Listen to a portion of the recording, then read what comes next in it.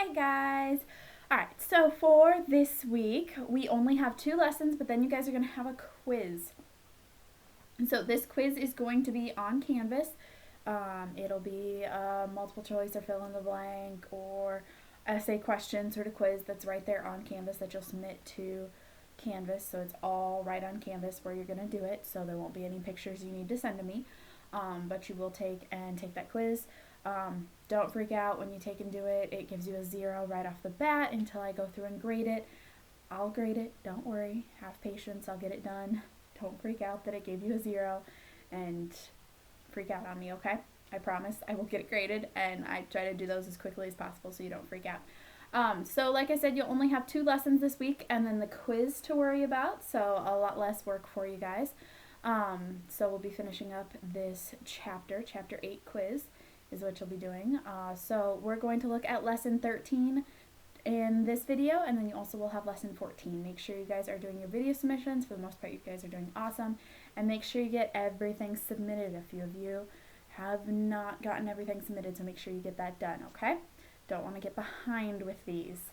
Alright, so let's jump right in to lesson 13. It's dealing with practicing approximating the values of square roots.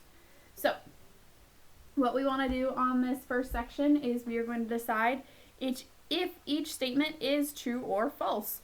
So if we take the third root of 5 to the third power, does it give us 5? Yes, it does.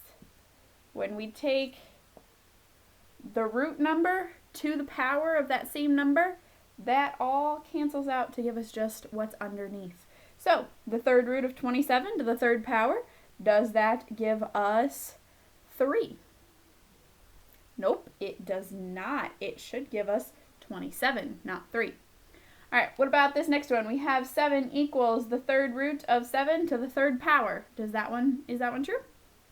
Yes, it is, because the roots canceled to leave us with what's underneath. All right, the next one, we have the third root of 10 to the third power equals 1,000. Is that true? No, goodness, no. It should equal 10, so this is false. And our last one, the third root of 64 equals 2 to the third power. Is that true?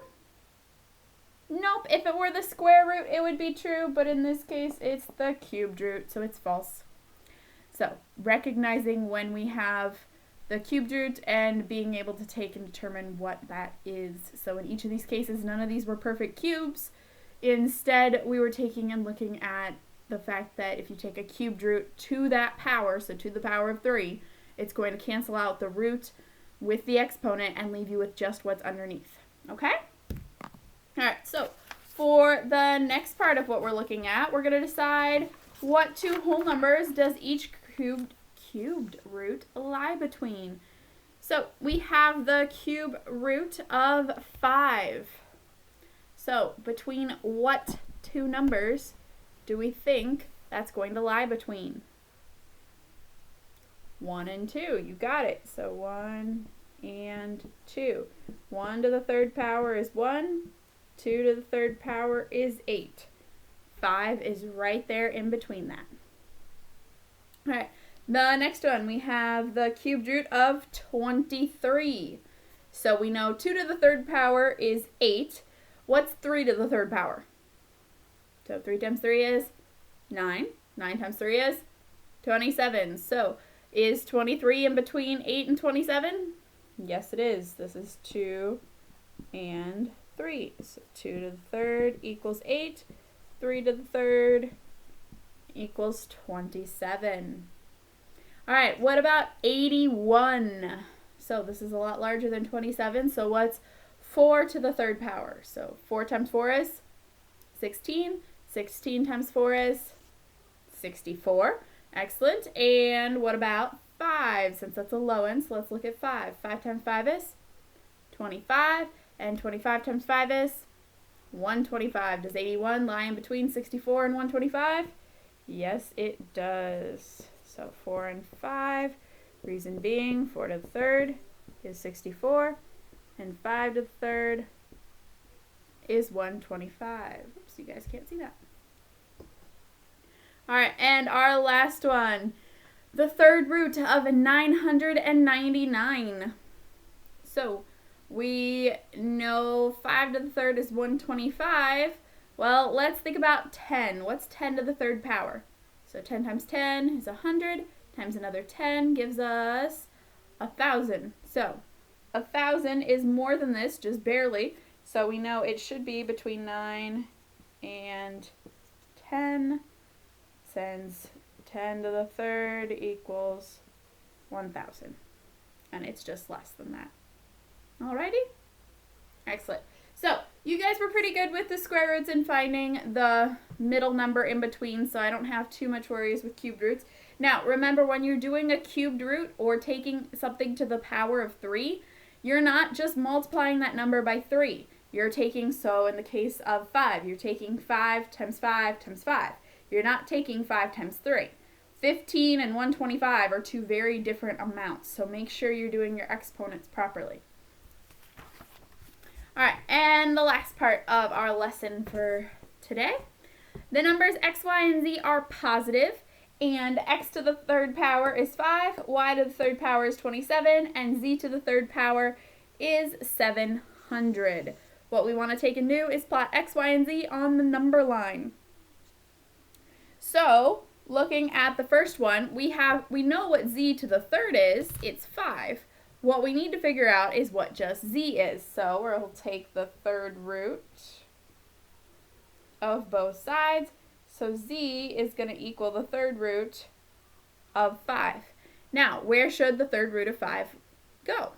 Think back to the last one we just did. Between 1 and 2. So this is our x.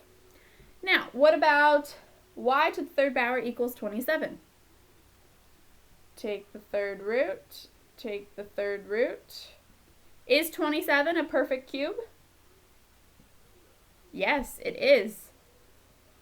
3 times 3 times 3 gives us 27, so 3 is our value for there. All right, and the last one, z to the third power equals 700. So for this one, we knew that 999 was between 9 and 10. So now we're dealing with 700, significantly smaller, but it's going to lie in between 8 and 9. So cubed root, cubed root. Excellent. All right, and the last part. Plot negative cubed root of 2 on the number line. So where should the negative cubed root of 2 lie on the number line? Well, if we think about it, 1 to the third power equals 1, 2 to the third power equals 8, so we know it's going to lie somewhere between there, and it's going to lie on the negative side, so it's going to be between -1 and -2, so this would be the negative cubed root of 2. So when we're dealing, some of you had questions on this when we had our square roots and we were taking and looking at whether it's rational or not. And if we had a negative underneath the square root, then it's not possible to take the square root of a negative value. It's just not a possible thing to do. Taking the cubed root of a negative number, though, that is possible because you can have a negative times a negative times a negative will equal another negative. So it's possible to have the cubed root of a negative number. That is completely 100% possible. And cubed root is our keyword for this lesson. So you've heard me say it quite a few times throughout this lesson. So cube root is your keyword for this lesson. Make sure to submit that. All right. So like I said before, you only have 2 sets of practice problems to do this week and a quiz. So make sure you find that quiz and get that done this week, okay? I'll remind you in the next video as well. All right, have a wonderful week and happy mathing.